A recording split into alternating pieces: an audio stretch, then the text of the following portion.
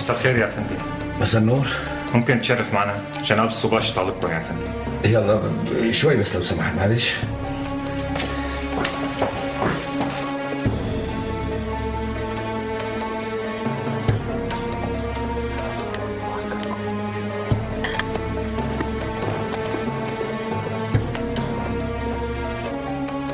اعتقلوه خذوه على الصباشيه وشوفوا لي اهل اي كركون تابع. يلا يا فندم.